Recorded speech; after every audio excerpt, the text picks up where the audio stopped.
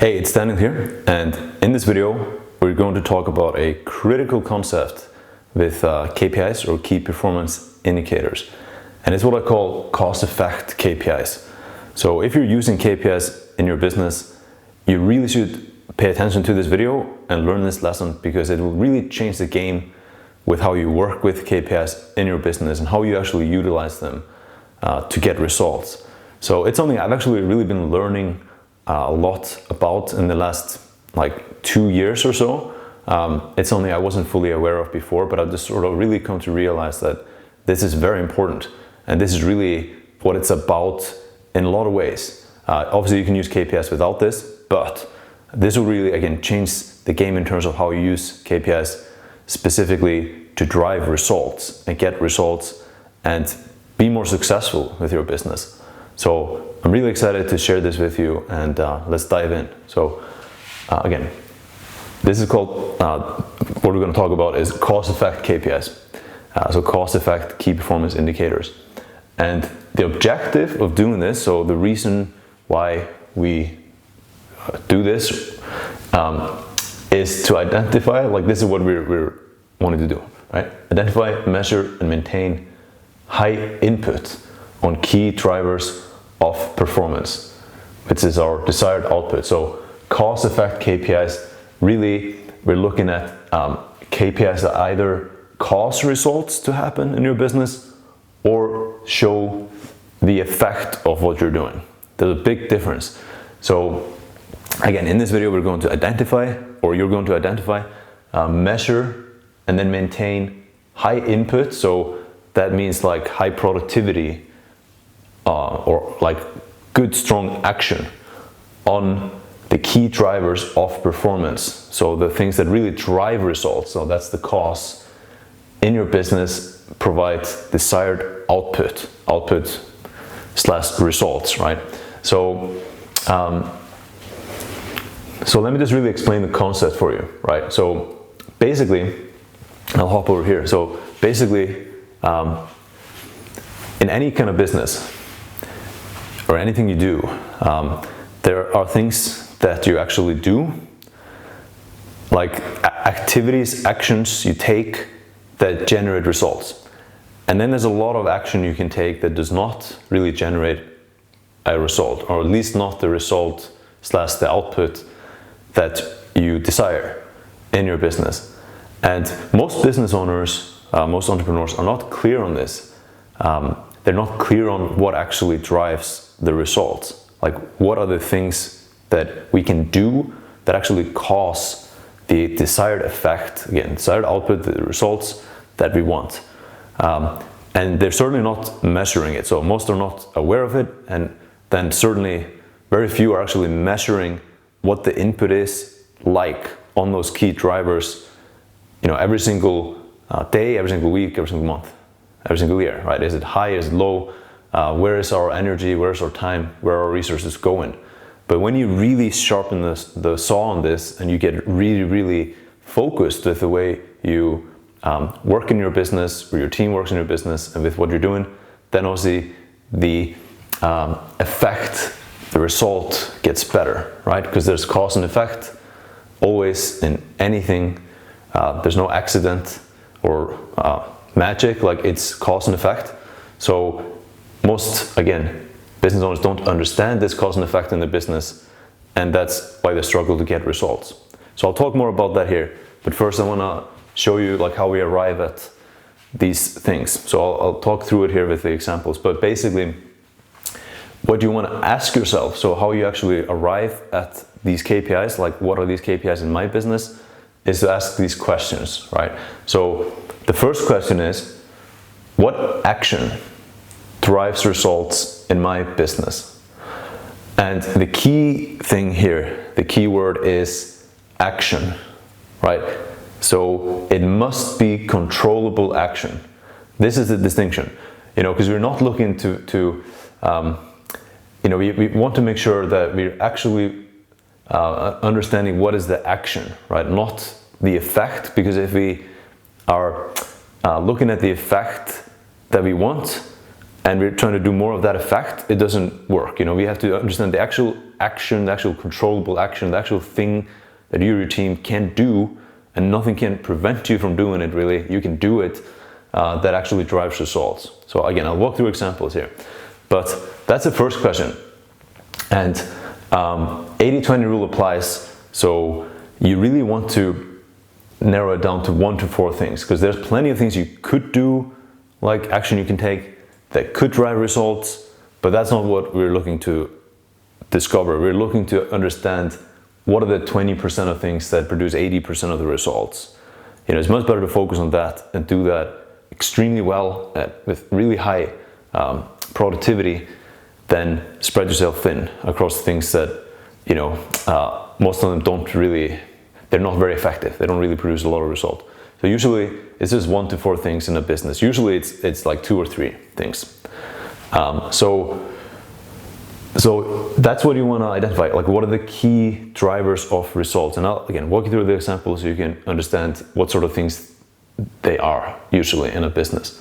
The second question you want to ask is, how can we quantify and measure input on this action objectively? So, like, how can you actually quantify and measure this action and do it in a way that's objective, not subjective? It is scientific, it's objective. So those are 2 questions. So I'll walk you through examples now to understand, help you understand like what these things can be. But this is what you want to do in your business. Every business is different.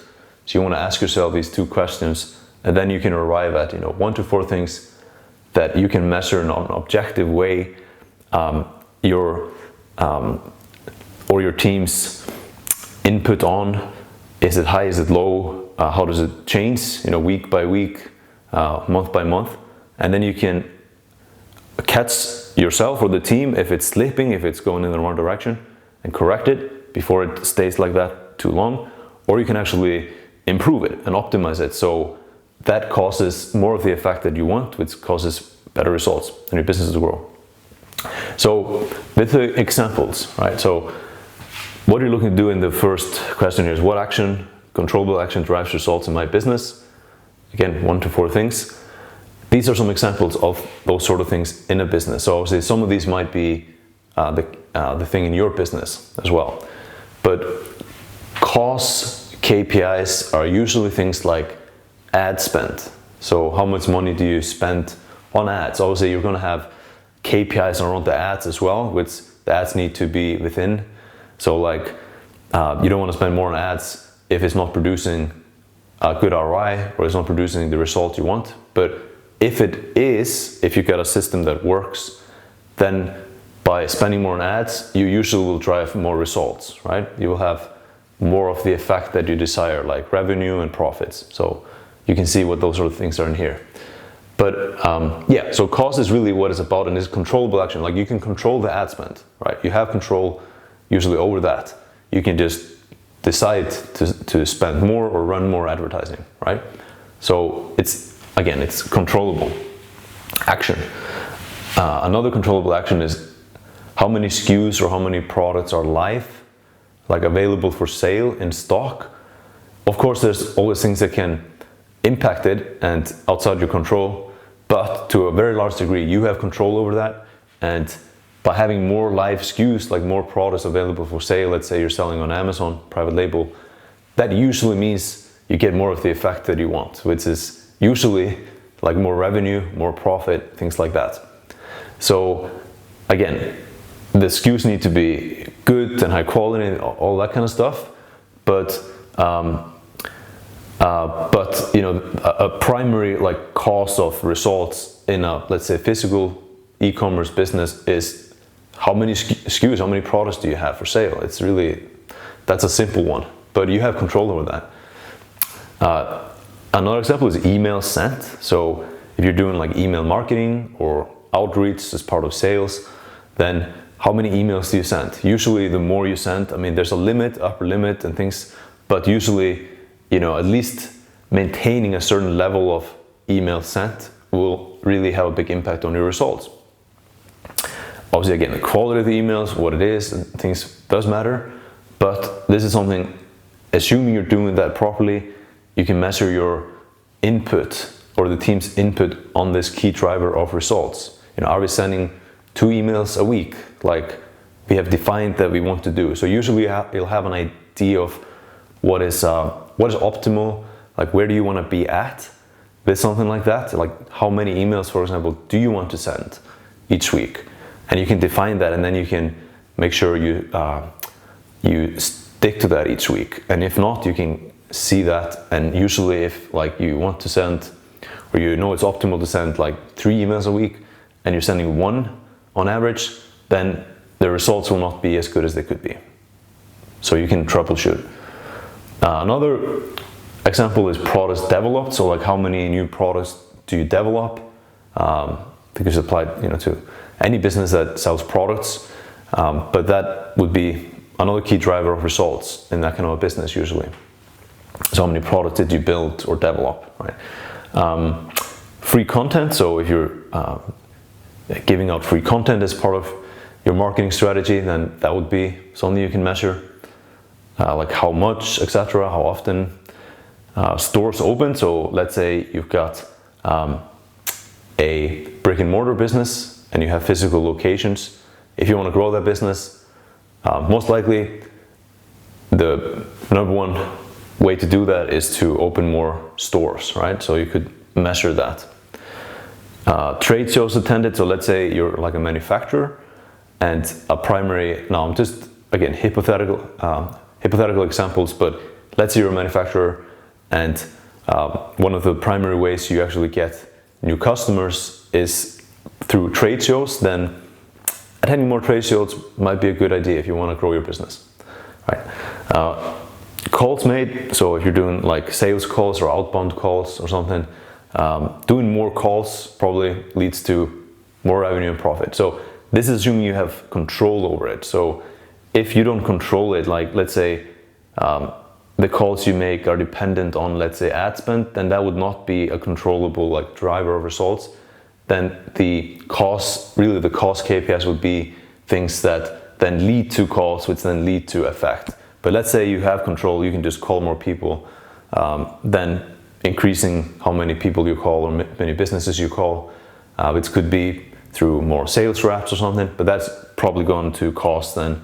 If that's a true controllable cost KPI, that would then produce more of the effect that you desire. So examples of the effect are things like obviously revenue and profit, or sales, how many sales, clients, like how many clients, reviews, like if you want to get more reviews or testimonials or things like that. Usually you drive that through something like this that's in here. And then market share is another example. Obviously, this is not a finite list, just examples. But like if you want to grow your market share percentage-wise, then you would usually do that through running more ads and things like this. Now, one of the good things about doing this and being aware of this is you can really you can actually define the KPIs, be aware of the KPIs that are costs. So KPIs, and you can actually seek to improve and optimize that as the primary focus of the business, and then the effect will follow. So a big mistake a lot of business owners make, a lot of entrepreneurs make, a lot of, I guess, anything that is performance based, like if you're an athlete or something, a lot of a big mistake basically many make is that they think, okay, I want more of this, like I want more of the effect. Let's say I want more revenue or I want more profit. So they'll think, okay, I'm going to make more revenue, I'm going to make more profit. And they'll focus on that, but they don't have the clarity to actually do the things that produce it, right? So if you just think, I want to make more profit, then the question is, okay, how can you actually do that? So if you're not clear on what produces a profit in your business, and you don't have the ability to measure it and improve it, then how are you going to produce more profit, right? You're probably going to be trying a lot of different things. It'll be quite random and messy, and a lot of it will not produce more profit because you don't know, it's hit and miss. Whereas if you are absolutely crystal clear on the costs in your business, like the causal metrics and the key driver of results. Really you're, again, measuring action that you have control over. So when you know that, yeah, what I can actually do or what we can do to produce more profit, let's say, is to spend more money on ads, have more SKUs live. Like, let's say those are the two main things. Now, if you know you want to make more profit, you want more of that effect, you can then put all your energy and attention and your team's attention into spending more on advertising, releasing more products, and doing this better, right? Improving the way you run your ads, improving the way you select and research products and how good the products are, etc. So you can rally everything around the costs and produce more of the costs, higher input, and then obviously the effect, the result, the output that comes from doing that is what you want, right? So more profit, for example. So this is why it's so powerful to identify what is what, and instead of just thinking we want more profit, let's produce more profit, and you don't know what to do, you can say we're gonna spend more on ads and we're gonna release more SKUs. And then you can measure that and monitor that, is that happening? And do everything to drive those things up. And then naturally the effect will follow, which is, for example, more profit. So hopefully this makes sense. And these are the questions, again, you can go through in your business to identify the controllable actions. Again, there must be something under your control. There must be things you can do. A big mistake would be to say that like something from the effect column is an action, right? This must be an actual cause, right? Causal activity. So identify the top 1 to 4 things that are the most impactful in your business and track those as cause KPIs. And then you must be able to quantify and measure the input on this action in an objective way. So usually it's quite simple. Like with ad spend, obviously, that's a number that's objective. It's what it is. Same with like number of SKUs live. But make sure you have a clear, objective way that you measure this, that you define in advance, and it doesn't change. So it's not left up to randomness, and then it's not nearly as effective. So yeah, that's it. Again, hope this is really helpful. For me, this has been super, super useful to get clear on, and something I've been learning a lot more about in the last 2 years. But I think this is a really big, important piece of the KPI puzzle, and really getting the most out of that system is using it in this way to drive the results you want and keep yourself accountable and your team accountable on the key drivers of results in your business, and optimizing that, improving that, or maintaining a strong level of input on those things. And then your results, again, the effect naturally will be higher, will be better. Now I'm also going to, if you want to learn about KPIs, so if you don't already know how to use KPIs, how to track them, how to work with them in general, then I'll place a link below this video to free training I have made as well, which you can watch, where you can go through, again, free training on how to use KPIs in your business, and I'll even give you a free template, free for you to use, just to help you out, so you can actually measure this and use KPIs effectively in your business with the training, again, plus the template. That's what I use, and it's worked really well for us. So again, hope you enjoyed this. So that's it. I hope you enjoyed this video, and talk to you soon. Bye for now.